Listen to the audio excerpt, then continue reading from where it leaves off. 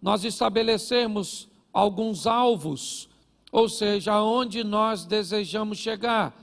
Nós estabelecemos algumas metas e vamos aplicar aqui como prazo que eu pretendo chegar onde eu desejo.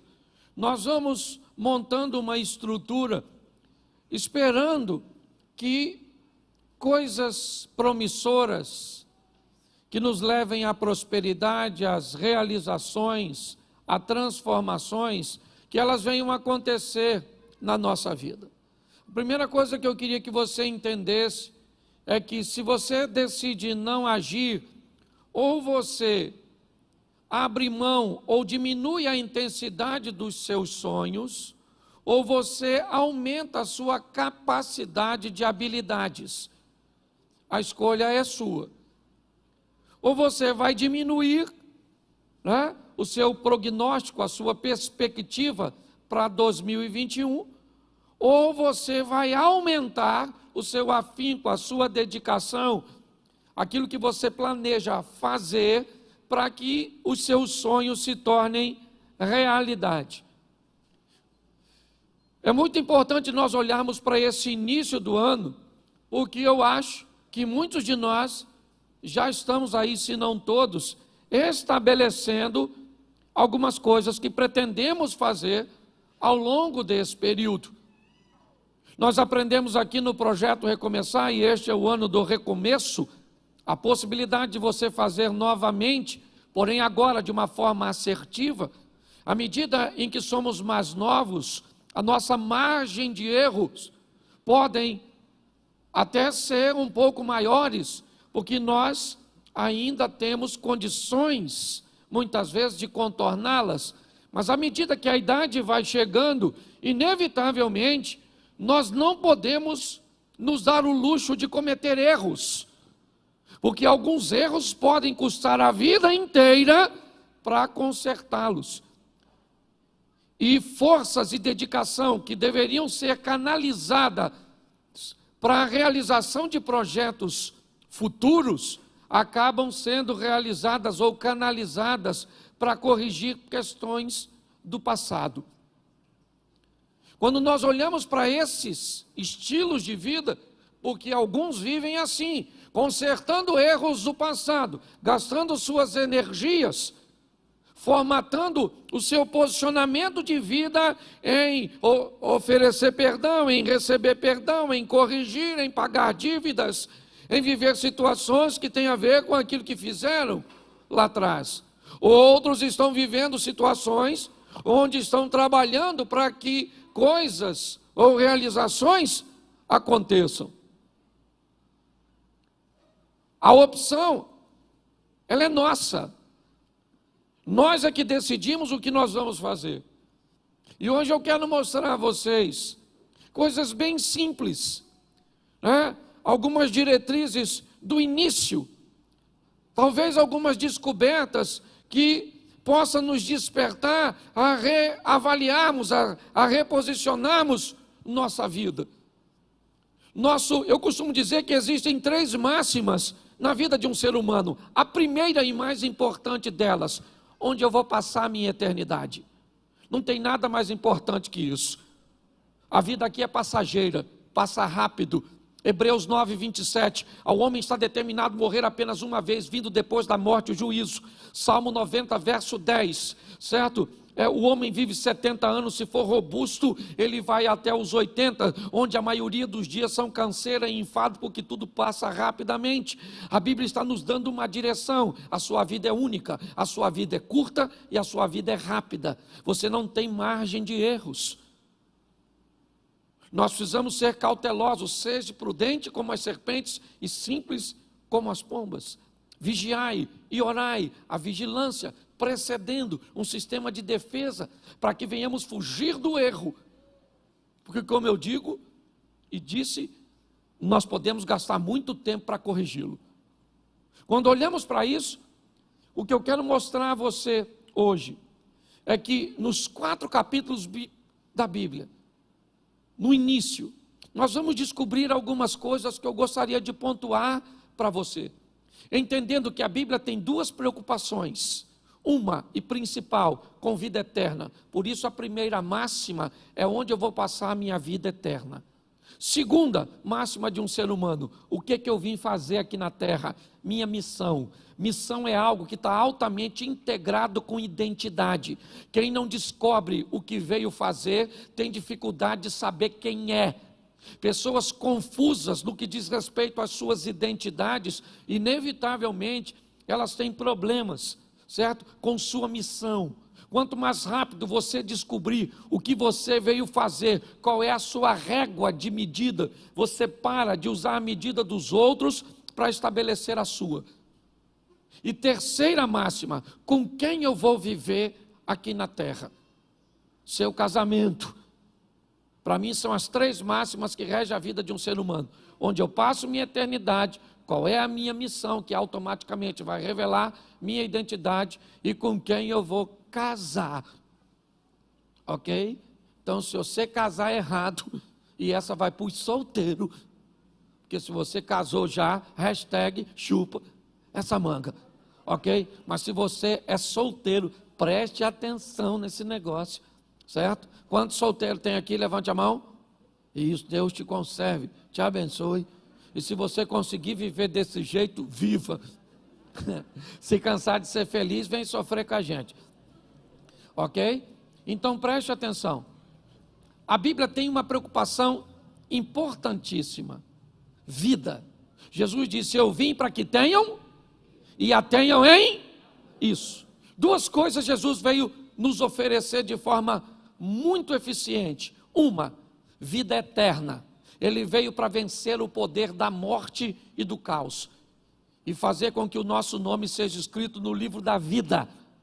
Ok? Segunda, ele veio para nos oferecer uma vida abundante aqui na terra, onde nossa margem de erro diminui, para que possamos potencializar nossas ações em realizações futuras.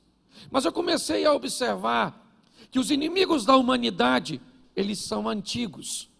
Que quando nós olhamos para os primeiros capítulos da Bíblia, nós já vamos receber algumas direções, que se respeitarmos e colocarmos em prática, vamos ter uma qualidade de vida legal. Por favor, entendam o que eu vou dizer. Ah, pastor, o mais importante para mim é ir para o céu. Não é para você que é isso que é mais importante, é para todos os seres humanos. A coisa mais importante é a nossa salvação. Só que tem algum valor agregado nisso, que nós precisamos decidir se queremos para a nossa vida ou não. E pior, se não queremos, não marginalizar e não penalizar com posturas e posicionamentos incorretos de quem resolveu aceitar. Quando Jesus diz, eu vim para que você tenha vida e tenha vida em abundância. Esse texto refere-se à vida terrena, porque a vida celestial, ela já é abundante. Se você se prender e dizer para mim ou para qualquer, pastor, meu negócio é ir para o céu, eu não estou preocupado com outra coisa, não tem problema nenhum, até porque você resolveu escolher uma parte extraordinária, buscar primeiro o reino e a sua justiça. O restante tudo é passageiro. Então você tem todo o direito de dizer, pastor, eu não quero saber de prosperidade, eu não quero saber de felicidade, eu não quero saber de nada. Eu quero saber que meu nome está escrito no livro da vida e eu já estou satisfeito, estou só esperando Jesus voltar ou eu morrer. E está joia. Tem algo de errado nisso? Claro que não. Só que a Bíblia também diz que Deus nos oferece aqui nessa terra vida abundante. Jesus disse isso a Pedro. Se você abrir mão, certo, por minha causa, você recebe 100 vezes mais aqui na terra. Então, como é que nós conseguimos alcançar esse estilo de vida de alta performance, de resultados extraordinários em todas as áreas? E por favor, tira esse R cifrão da frente, porque parece que quando a gente fala isso, todo mundo já pensa logo em ficar rico. Nós estamos falando de prosperidade. Riqueza é ter muito de uma coisa só. Prosperidade é ter o suficiente de tudo. E é isso que nós estamos oferecendo. Então, se nós temos duas vidas, até porque a Bíblia diz em Apocalipse que aquele que vencer não sofrerá o dano da segunda morte. Ok? Então nós temos duas vidas, uma aqui nessa terra, que Deus preparou para nós, e com a sinalização de Canaã, uma terra que mana leite e mel, uma terra de prosperidade. Se nós olharmos para uma visão de pobreza e de miséria, qual é a ideia do céu? Rua de barro, umas casinhas simples, uns puxadinhos, um calor infernal. A promessa é que ruas serão a promessa são de mansões celestes. Então você não venha querer enfiar na minha cabeça uma visão pequena, você pode enfiar na sua e eu vou respeitar. Agora não tenta colocar na de todo mundo. Nós expomos a palavra e já já você vai entender o que eu estou querendo dizer. Mas no final das contas é você que escolhe. Então, se você quer ser próspero, não fale mal de quem não quer. E se você não quer ser próspero, não fale mal de quem está nadando de braçada.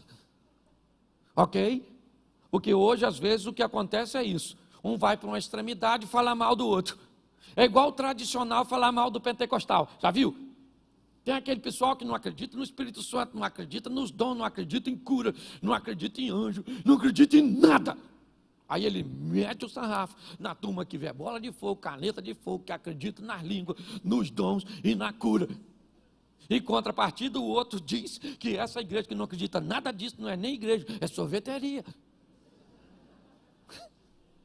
O que é isso? Um ambiente que leva as pessoas a viver numa extremidade. E não é isso. Nosso propósito aqui é direcionar você. Então, se você olhar um pouquinho mais de cuidado, e depois você pode olhar em casa, Gênesis 1:1, vamos começar do começo. No princípio, criou Deus os céus e lê de novo. Agora fica melhor. Não, volta lá, que fica melhor a leitura. Vamos lá, gente. Feche seus olhos. Senhor nosso Deus e Pai, em nome de Jesus, nós queremos te agradecer por tua palavra, continua falando conosco. Usa-me, ó Pai, como um canal de bênção nesta hora, em nome de Jesus. Amém. Glória a Deus. Amém? Preste atenção, porque aqui nós já vamos ter, no capítulo 1, a direção de como o homem deverá viver. Nós somos criados, ou fomos criados, à imagem de Deus. Vamos lá. O texto diz: no princípio criou Deus os céus e a terra era sem forma e vazia, e o Espírito de Deus pairava sobre a face das águas. E disse Deus: haja luz, e houve luz, e viu Deus que a luz era boa, e fez separação entre as luz e trevas, e Deus vai começar, haja uma porção seca no meio das águas. Preste atenção, porque o que Deus está dando direção é o estilo de vida que Ele vai pedir que nós venhamos a viver. O que é a fé? A fé é o firme das coisas que não mas que se esperam. A Bíblia diz que o justo viverá pela fé. E se a fé é o firme fundamento das coisas que não se veem, mas que se esperam, Deus está criando o mundo utilizando uma coisa que vai pedir que nós tenhamos. O que é? O que é? Fé. E disse Deus: haja. A luz existia, mas passou a existir. Deus começa a chamar à existência as coisas que não existem como se elas já existissem. Quando nós olhamos o início do Gênesis, é ali que nós vamos entender que estilo de vida nós precisamos trilhar Porque presta atenção, o justo vai fazer o quê? O justo vai fazer o quê? Viverá. Presta atenção. A fé para nós não é um momento. A fé para nós é um estilo de vida. O justo viverá pela fé. Ah, pastor, eu não sou justo porque eu sou pecador. Quando a Bíblia diz o justo viverá pela fé, ela está querendo dizer o justo é todo aquele que foi justificado por Jesus, não aquele que não tem erros. Cuidado com a aplicação literal de uma palavra que ela pode atrapalhar a sua vida. O que é um justo na Bíblia? Quando a colocação é: Jó era um homem justo, sim ou não? Sim ou não? Mas ele cometia erros, sim ou não? Sim, mas a Bíblia diz que ele era justo. Qual era a justiça desse homem? Acreditar que havia um Deus cujo qual ele servia. O que a Bíblia está nos dizendo no capítulo 1 é: nós precisamos entender que o nosso estilo de vida vai ser de fé. A nossa vida vai depender da nossa fé. Ou seja, aquilo que faz com que acreditemos em coisas que ainda não aconteceram, mas nós temos certeza de que o nosso Deus está no controle de tudo e Ele vai agir a nosso respeito. Amém? Sem fé é agradar a Deus. O modelo de criação é baseado na fé. Eu não estou dizendo que Deus tinha fé, eu só estou dizendo que Ele está utilizando uma forma de criação para nos ensinar o que é fé. Chama as coisas como se elas já existissem. Jesus disse isso, quando foi resolver o problema de Lázaro: eu bem sei que tu sempre me ouves, mas eu estou fazendo dessa forma para oferecer exemplo para outras pessoas. Então o que a Bíblia está formatando no início aqui? Nós vamos viver uma vida de fé, onde mesmo que as coisas não estejam acontecendo como nós esperamos ou esperávamos, nós cremos que Deus está onde sempre esteve, no trono de sua glória, no controle de todas as coisas. Você está entendendo? Quem acredita nisso vive o sobrenatural, e quem não acredita fica esperneando para resolver muitas vezes problemas simples. O modelo que Deus nos pediu é de fé. Mas quando nós vamos olhar um pouquinho à frente, nós vamos aprender uma coisa muito interessante. Nós vamos aprender a apresentação do nosso adversário. Seria muito fácil se nós recebemos essa informação e fosse só levar adiante para colocarmos em prática. Mas quando nós vamos olhar o capítulo 3 de Gênesis, o que a Bíblia vai fazer é, se no capítulo 1 ela nos apresenta quem é Deus, no capítulo 3 ela apresenta quem é o adversário, Satanás, o nosso opositor. Eu vou dizer para você com muita propriedade: se você é daquele que acredita em Deus e não acredita no diabo, você vai ter sérios problemas. Porque uma das coisas mais importantes na nossa caminhada de fé é entender que tem alguém que vai se opor a nós, que ele é mais forte do que nós, mas não é mais forte do que o nosso Deus. Reconhecer como nosso adversário trabalha, reconhecer quais são suas armas, reconhecer como ele ataca, vai nos dar uma grande vantagem sobre Satanás. A Bíblia nos dá algumas informações. E pastor, onde Satanás está nos primeiros capítulos? Na serpente, na figura da serpente, que tem um propósito, certo? De fazer com que o homem se perca. Quando nós olhamos, eu vou te mostrar alguns textos. 1 Pedro, capítulo 5, verso 8. Coloca aí para a gente. Fica numa tradução só no telão, é mais fácil. Presta atenção a algumas informações. Sede sóbrios, vigiai, porque o diabo, o vosso, anda bramando como? Buscando a quem possa. O diabo é o nosso amiguinho. Amiguinho? O diabo é o nosso que busca uma ocasião para nos tragar. E o que ele vai usar para nos tragar? Para ele os fins justificam os meios.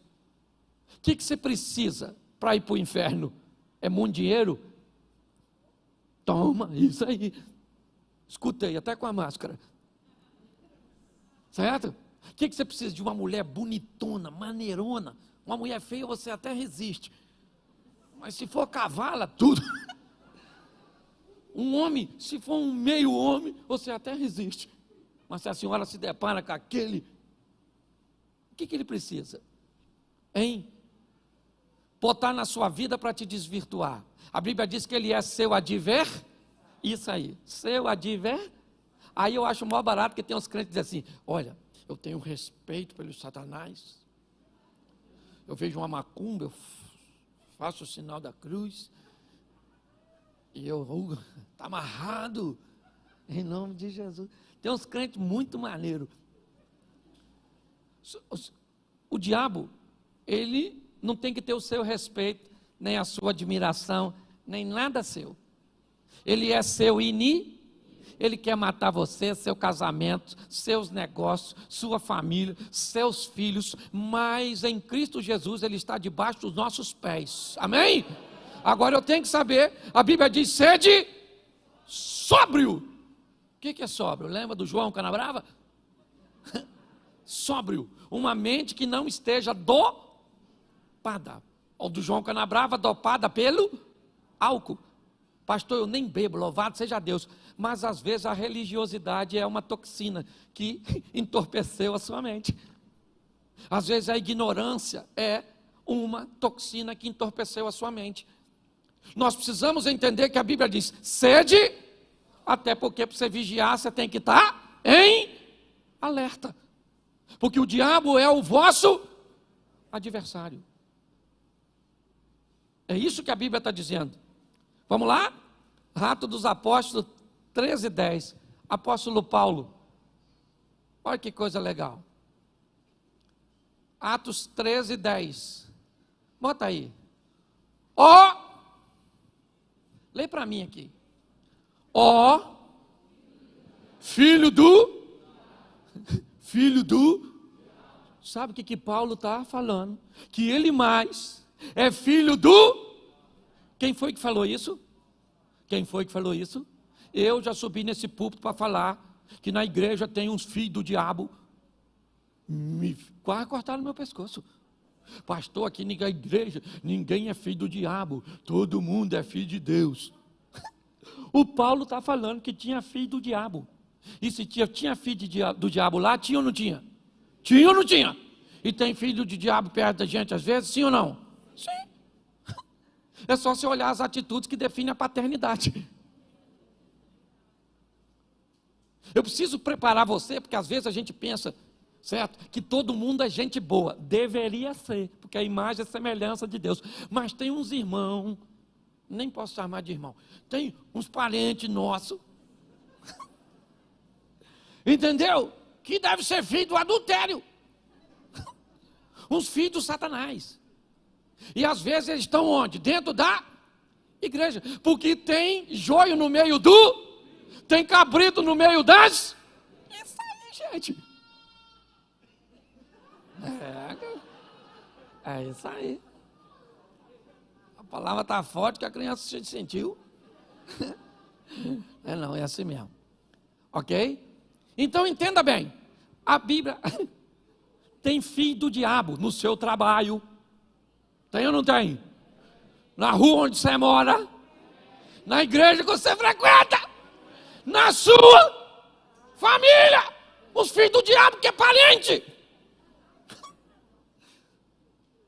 Ou seja, é só nós mudar o comportamento que vira filho do diabo também. Então, por favor, quando eu falo isso, e falo isso de uma forma mais veemente na igreja que eu pastoreio, para você que está assistindo, aqui é a igreja que eu sou pastor. Então eu falo, e aí na internet também tem. Filho do diabo. Achou que era só aqui onde eu estou pregando? Também tem. Porque tem em todo lugar. O diabo tem funcionário. Às vezes, não full time. Tempo integral. Mas às vezes, freelance. Os motoboys do Satanás. Os Uber. Faz um serviço assim, sabe? Nós precisamos entender, Ele é nosso o nosso Deus é o todo-poder, o Criador, amém? Isso, que nos ensina a vivermos pela fé, ter uma vida de fé, e não um momento, ok? Fé é o quê? Acreditar naquilo que ainda não é concreto, mas nós cremos que vai acontecer. Posso ouvir um amém da igreja? Amém. Isso. Dizem que não tem cura para a doença que você está enfrentando, mas você acredita que tem, Deus vai liberar uma palavra e a cura vai acontecer. Está num ambiente onde todas as portas estão fechadas e a situação econômica do país não gera possibilidade de que você se reintegre no mercado de emprego e que as coisas... Isso é todas as informações que os olhos veem, mas os céus é mais poderoso do que tudo isso e abre porta onde portas não existem, porque nós vivemos pela fé. E agora a Bíblia está dizendo, o diabo vosso adver tem filho. Entendeu? Tem filho. João 10:10. João capítulo 10, verso 10. O ladrão não vem senão roubar, a matar e a...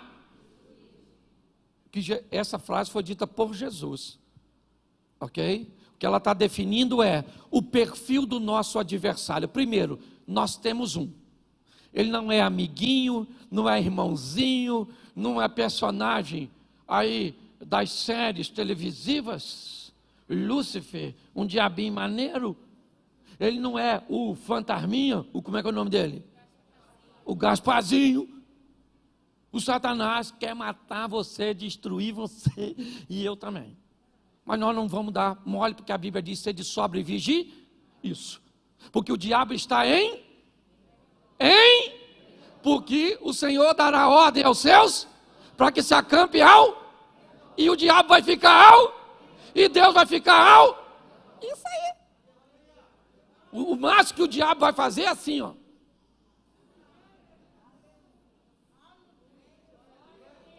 Olhar você viver o extraordinário na presença de Deus e cercado pelo Senhor. É isso.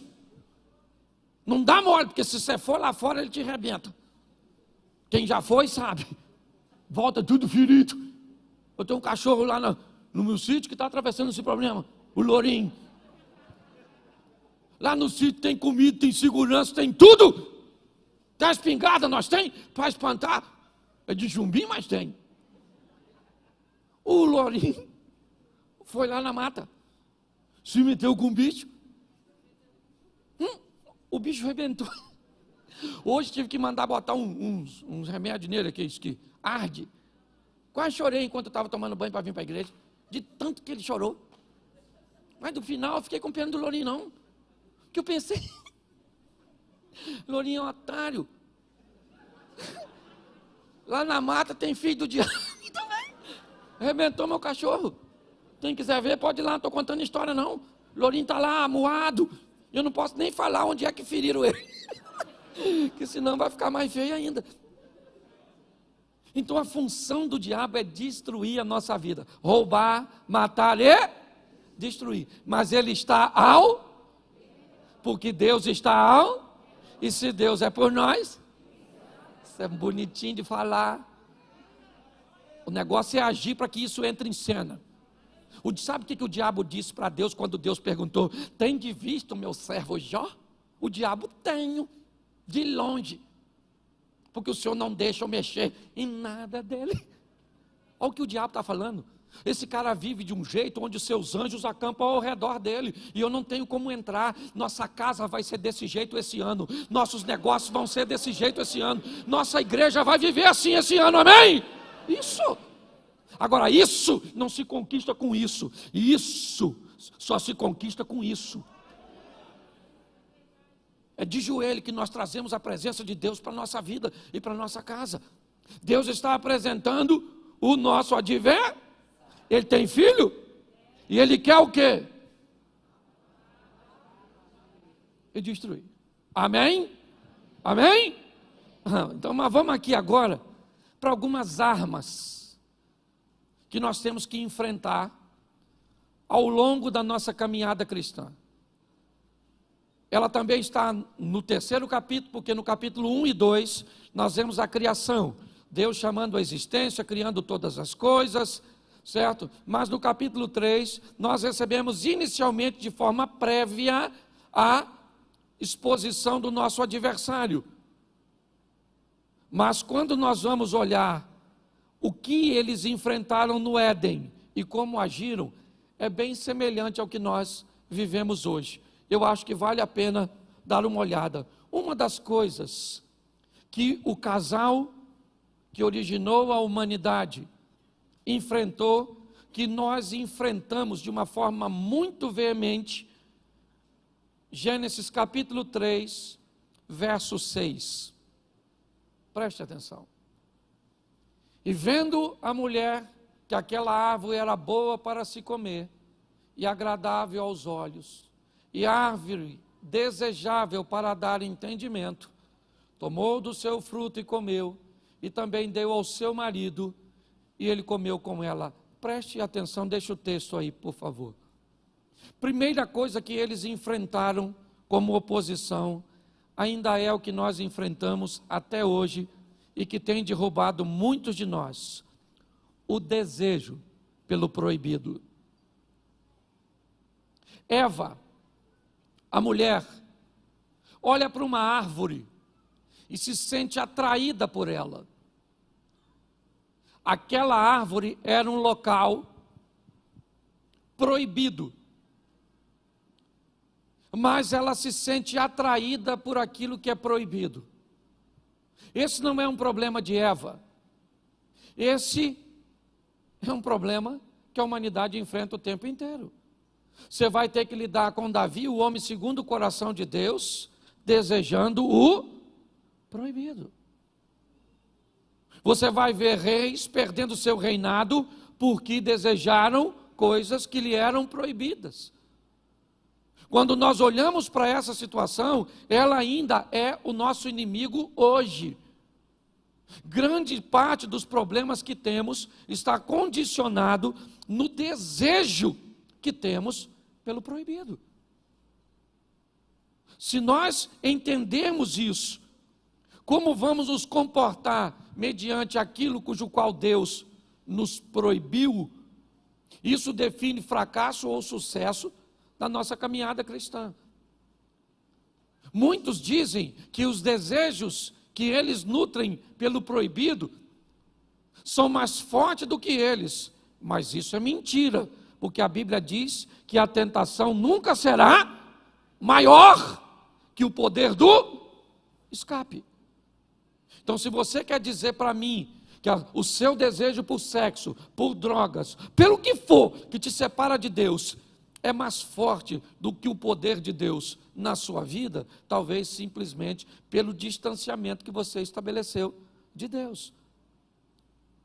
Desejo pelo proibido. E muito pior do que é o desejo, é como as pessoas se comportam depois de descobertas.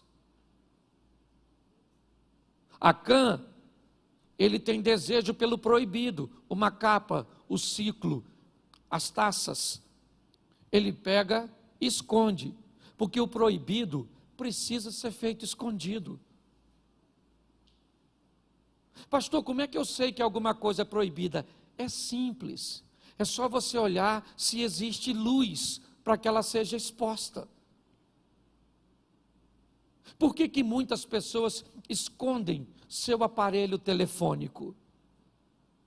Por que pessoas que deveriam oferecer acesso a todos, a seus, uma parte de seus dados? Eu entendo que tem informações de negócios, business, certo? Muitas pessoas mas grande parte enfrenta problema por quê? Por causa do proibido.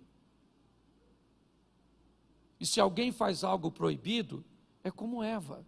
Primeiro, olhando aqui, até mesmo para o Éden, apesar de nós olharmos inicialmente e ver apenas um casal, as coisas ainda continuam do mesmo jeito. Todas as vezes que fazemos algo, que queremos algo, fazer algo de errado, o número de pessoas que temos para desabafar ou abrir o nosso coração é muito pequeno. Porque nós temos medo. Quantas vezes Noé viu seu filho Cã pelado, nu? Mas bastou o filho ver o pai uma vez nu e foi lá fora e contou para os outros. Hoje, muitos de nós nos sentimos atraídos por situações proibidas. Que se tivéssemos alguém para desabafar, para orar por nós, ou para nos indicar muitas vezes um profissional, porque tem situação que ela é tão absurda, que precisa de um profissional para oferecer uma ferramenta que possa ajudar essa pessoa a sair dessa situação. Mas não, elas vivem em looping de remorso e a mesma postura, sabe? Eu me masturbo, mas eu me arrependo, ou melhor, eu tenho remorso, eu olho para a pornografia, mas eu faço isso, mas o que eu tenho é isso, é um looping que sempre me devolve a prática anterior, cuja qual eu aparentemente não consigo me libertar. O que é isso?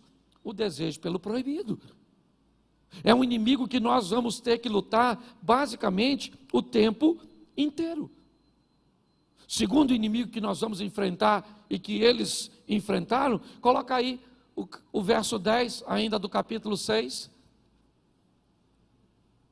E ele disse: ouvi a voz soar no jardim e temi, porque eu estava nu e escondi-me. Presta atenção, porque esse é um dos maiores adversários da humanidade, o medo. O medo. Com a chegada do pecado, o homem diz: eu ouvi a tua voz, e por que eu me escondi? Porque eu tive medo. Em algumas traduções, está escrito até assim, Deus perguntando para Adão: e quem te ensinou a ter medo? Porque não fui eu.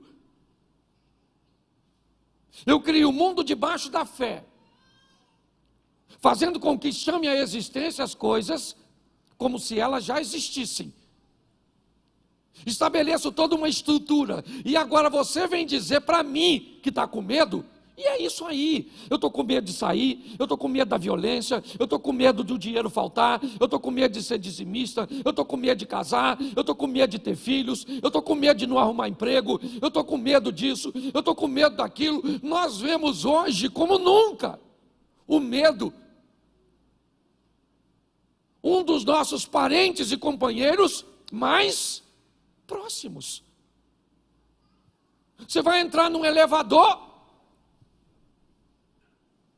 você entra, quando ele abre, alguém olha para você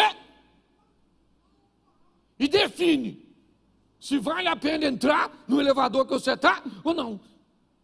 Com medo, medo, medo. Hoje muitas pessoas ainda vivem enfrentando os mesmos inimigos do Éden, o desejo pelo proibido, certo? O medo ainda é um dos nossos grandes adversários. Você quer outro? Coloca aí o versículo 7, volta um pouquinho. Então foram abertos os olhos de ambos e conheceram que estavam nus, e coseram folhas de figueira e fizeram para si aventais. Preste atenção, porque esse é um texto que nós precisamos ter muito cuidado quando olharmos para essa expressão nu. Porque se nós formos olhar isso, nós temos tribos indígenas e uma série de situações onde pessoas andam nuas e não tem nenhum tipo de constrangimento. Mas me parece que esse texto tem uma informação preciosa. É dizer que este casal cometeu um erro e vai tentar consertar por si mesmo, para tentar cobrir aquilo que tinham feito, e aqui representado na nudez. Eles vão coser, eles vão fabricar, certo? Vão preparar alguma coisa que pudesse cobrir a sua nudez. Ou seja, o que nós aprendemos aqui, que é um erro grave, tentarmos resolver coisas cujas quais nós não temos poder. Ah, pastor, eu não acredito nesse negócio de Jesus Cristo salva. Eu acredito que eu tenho que ser bom, eu tenho que fazer o bem, eu tenho que ajudar as pessoas, eu tenho que cuidar das pessoas. O que é isso? É fazer folhas de figueira para cobrir a própria nudez. É tentar resolver um problema que só Deus pode resolver, e eu vou te mostrar isso mais à frente, mas tentando resolver por si mesmo. Tem coisas que você é capaz de resolver, tem perdão que você é capaz de liberar, tem mágoa que você é capaz de equacionar, mas tem coisas que só o Espírito de Deus tira do seu coração. Tem coisas que só Deus pode fazer por você, e muitos cometem o erro de achar que são capazes de resolver todas as questões. Não, aquilo que você pode resolver, não faça corpo mole, resolva. Tem coisas que vai mudar seu casamento e que não é Deus que vai fazer, é sua decisão. Tem coisas que não vão mudar sua situação financeira, não é Deus que vai mudar, é a sua maneira de administrar, é a sua maneira de lidar com os recursos que chegam até você. Precisamos entender que esse ainda é um dos grandes problemas. Pessoas que tentam resolver tudo do seu próprio jeito. Ah, é? Você magoou sua mulher e agora você acha que ajoelhar lá e pedir perdão vai consertar tudo? Tenta, irmão. É isso. É dessa forma. Ah, então você fumou 20 anos da sua vida e agora você está com enfisema pulmonar, com câncer no pulmão, e agora você vem para a igreja e você vai dizer: "Oh Senhor, o Senhor me cura". Ele tem poder para curar, sim ou não? Mas se ele não curar, quem foi que causou o problema? Você mesmo. Nós temos que ter maturidade para entender erros que não precisamos cometer. Quando nós olhamos, é essa questão que muitas pessoas enfrentam. Ainda o desejo pelo proibido, o medo, certo? E ainda tem algo mais interessante para observarmos. Verso 12. Então,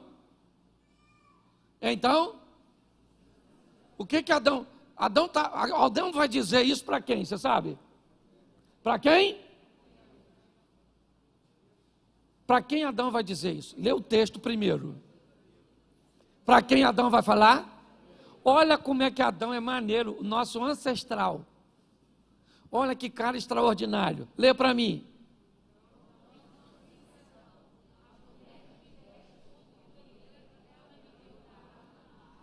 O Adão acabou de botar a culpa dos seus problemas em duas pessoas. Primeiro, em Deus. E segundo, na dona Eva. O que é isso, pastor? Isso é um adversário que nós enfrentamos há muito tempo. Omissão de responsabilidade. Por que você não tem dinheiro? Por causa do Bolsonaro. Por causa do Lula. A Dilma. Por quê? Por que você não casou? Porque está todo mundo virando gay. Por que pensa aí. A culpa, por que você divorciou?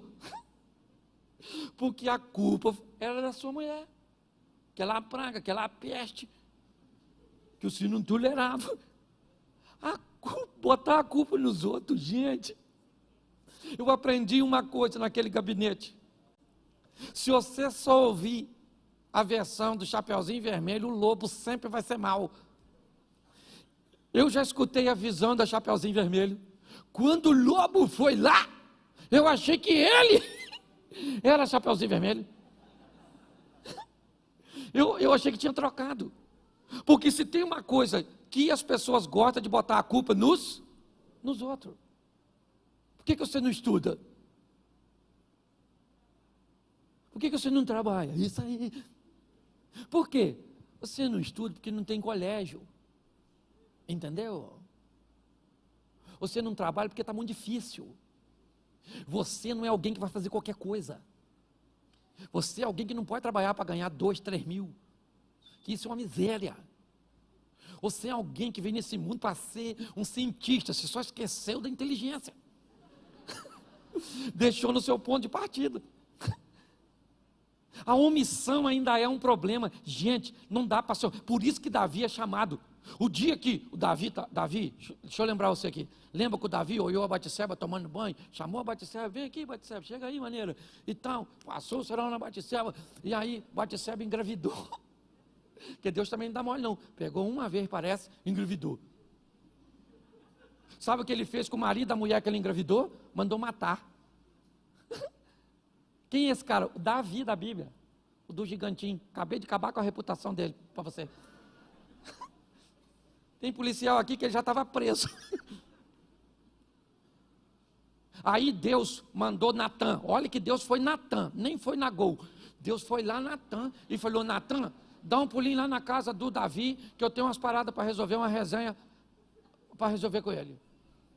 Você vai lá e vai falar com ele que ele adulterou e matou o cara. Davi foi, Natã falou: o cara vai me matar. Deus falou: não, conta uma historinha para ele. Aí o Natã chegou lá, contou uma historinha, né? E eu acho maior barato, porque o Natã falou assim: olha Davi, deixa eu falar uma coisa com você, aqui no seu reino tem um homem que tem uma ovelhinha e o outro tem 100. Aí vem um viajante para comer na casa desse homem que tem 100 ovelhas. Davi, sabe o que ele fez? Pegou a ovelha do vizinho que tinha uma só e comeu. Davi falou: o quê? Isso é um absurdo, um assinte. Quem é esse homem? Natã falou: tem espelho aí, irmão? Esse homem é? Aí Davi falou: ai, pequei. Ah, Frozinho, preste atenção. Quando ele descobriu que estava errado, a primeira coisa que ele fez foi o quê? Salmo 51, ainda que os meus pecados, certo? O Senhor pode me dar um coração novo, uma vida nova. O cara se arrepende. Como é que nós vamos mudar de vida se o culpado não somos nós, é sempre os outros? É o seu pai que quer acordar você cedo. E cedo você não funciona, porque você só pega depois de meio-dia. Devia ser filho de príncipe em outra vida, se ela existisse. Ana, te garanto que deve ter vivido mendigo em outra época. Responsabilidade. Quem é o maior responsável? Aliás, deixa eu falar uma coisa para nós que somos pentecostal. Quem é o maior profeta da nossa vida? Quem é o maior profeta da nossa vida? Fala assim: eu. Isso. Eu sou o maior profeta. Sou eu que mando mensagens para o futuro a respeito de mim mesmo. Com o quê? Com as decisões que eu tomo, com meus posicionamentos, com minha vida com Deus. O futuro está aguardando você fazer por Ele o que você nunca fez, para Ele te dar o que nunca te deu. Está na hora, gente, nós vivemos o incrível, o extraordinário, o sensacional. Alguém parar para olhar para tu e diz: menino, tu deu sorte. Sorte é o esforço que o preguiçoso não quer fazer para alcançar o que deseja. E aí é só você ser bem sucedido. Nossa, Deus tem uma panela, é assim colheres, é assim. Deus não gosta de mim não. Não, quem não gosta de você provavelmente é você mesmo. Aí o outro esse dia falou comigo assim: pastor, eu não concordo, porque olha só, tem gente que já nasce hoje, o pai dele pode dar um carro para ele, e outros levam a vida inteira para conseguir comprar um carro. É verdade ou não? É ou não é? Mas aí eu pergunto a você: o que o avô desse camarada fez, que hoje pode dar um carro para o filho? Talvez o que o seu avô não fez. Então, se você quer falar mal de Deus, se você quer falar mal de alguém, não fale dos outros nem de Deus, fale dos seus parentes.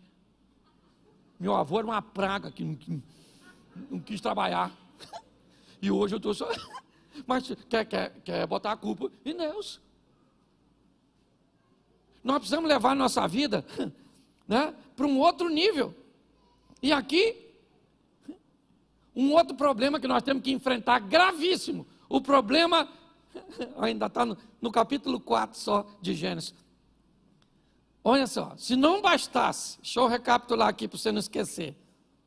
O desejo, me ajude aí, o desejo, a tentativa de resolver sem Deus.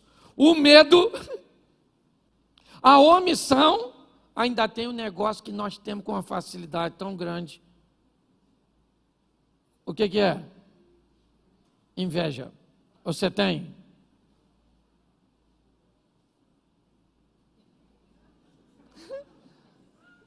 Menino, vou falar uma coisa para vocês aqui, vocês não contam para ninguém.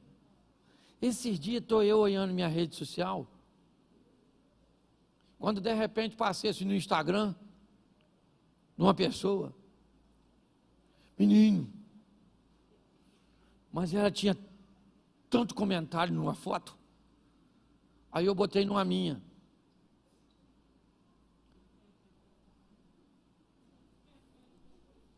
Comentário quase nenhum. Eu fiquei com a raiva. De quem? De quem? Isso me ajuda aí. Porque só eu que tenho inveja. Ninguém tem. A história do Caim e Abel ainda continua na nossa vida o tempo inteiro. É a gente medindo a nossa vida pela régua dos outros. Pare de ficar olhando o que está acontecendo na vida dos outros e trabalhe para as coisas acontecerem na sua vida.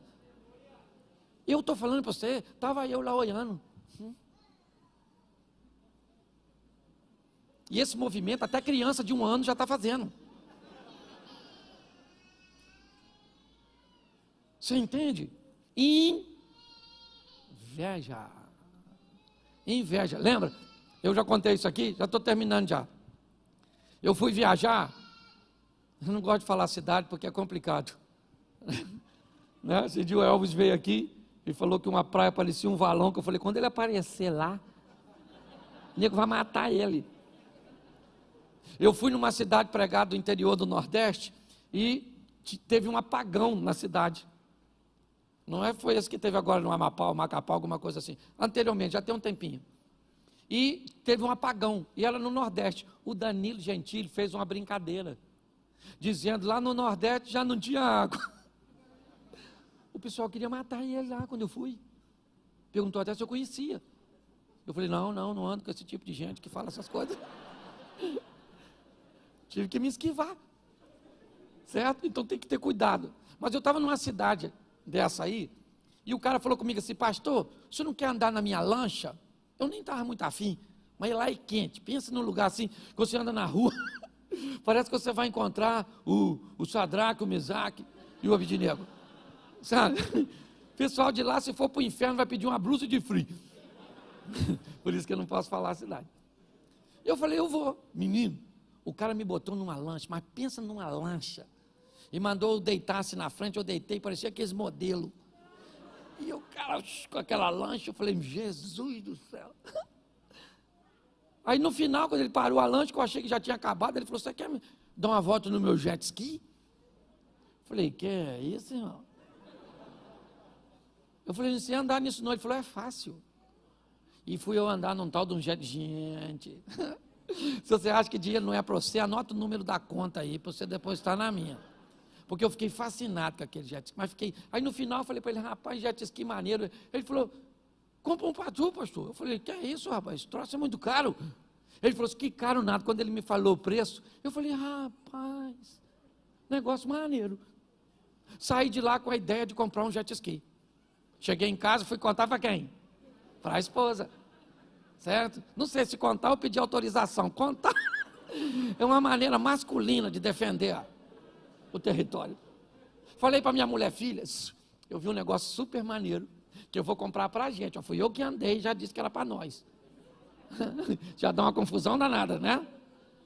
Ela falou o quê? Eu falei, um jet ski, menina. É extraordinário. E ela me fez uma pergunta que eu não tinha parado para pensar.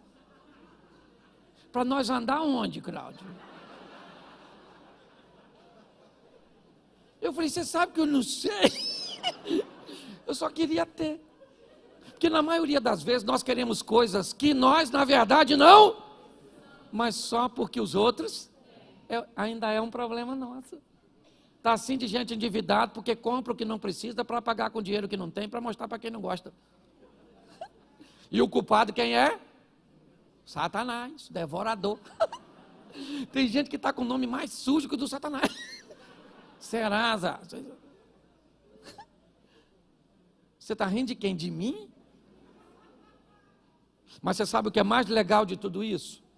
É que apesar da inveja, da omissão de responsabilidade, do medo, da tentativa de resolver sozinho e dos desejos proibidos, por causa disso, lá no Éden, Deus expulsou o homem.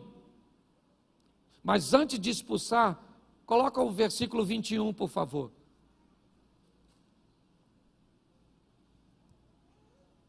E fez o Senhor Deus a Adão e a sua mulher, fez o quê?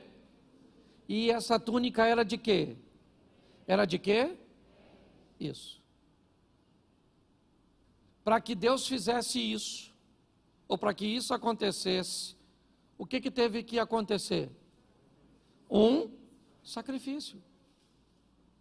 Para que as coisas fossem corrigidas, Deus vai tirar o homem do Éden, sim ou não? Mas vai dar uma proteção para ele. Aquilo que ele tentou fazer com as folhas, Deus vai fazer com a morte de alguém. Na verdade, na tipologia, quando nós estudamos isso, aqui nós temos um tipo de Cristo. Alguém morrendo para oferecer uma cobertura, né? Ou alguém inocente morrendo para que alguém fosse perdoado. Por quê? Por causa do verso 23. Olha o que diz o texto agora. Depois de fazer as túnicas, o Senhor Deus, pois, o lançou fora para lavrar a terra de que fora. Preste atenção, o homem precisava ser expulso, porque Deus é justo. Justo. E Deus expulsa o homem, põe o 24. E havendo lançado fora o homem, pôs querubins ao oriente do jardim do Éden e uma espada inflamada que andava ao redor para guardar o caminho da árvore da... Preste atenção, o homem foi expulso, porém vestido. Ou seja, com sangue sendo derramado para que ele pudesse ser coberto, numa postura do Velho Testamento, para que ele não tivesse mais acesso à árvore da vida. Só que se Deus é justo, o pecado entrou por quem? Quem deu margem ao pecado? Adão. Sim ou não? Sim, eu tenho uma palavra que eu falo que para mim foi um erro de comunicação. Quando Eva está conversando com o Satanás, é fácil descobrir que ela não entende do que está falando. As informações que Adão deu a Eva, no que diz respeito a que ele recebeu, não eram fidedignas. É fácil notar que Eva não sabe o que ela está conversando, ou o que ela está defendendo, o que ela está afirmando para Satanás. Por isso, ela acaba perdendo a batalha. Quando nós olhamos para esse momento, o que nós vemos? Por um homem, ou seja, por Adão, o pecado entra no mundo. E Romanos 5,19, se a justiça vai acontecer, ela tem que ser desse jeito. Romanos 5,19, porque como pela desobediência de um só homem, muitos foram feitos pecadores, assim pela obediência de muitos serão. Por isso, Jesus não pôde usar nenhum de seus poderes para coibir o pecado e a pressão que a desobediência exercia sobre ele na carne. Porque se o pecado entra por um homem e Deus é justo, esse homem que veio tirar tem que ter a mesma capacidade mental, o mesmo poder que esse que permitiu a entrada, senão não há justiça. Só que Apocalipse diz uma coisa e eu termino aqui, Apocalipse 2:7, por causa deste homem, certo, da obediência deste homem, nós podemos fazer parte ou trazer esse texto para a nossa vida. Quem tem ouvidos, ouça o que o Espírito diz às igrejas. Ao que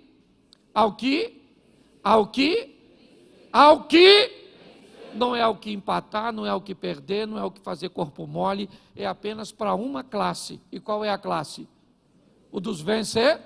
Ao que vencer, vai comer no meio a árvore que hoje está guardada por uma espada inflamada.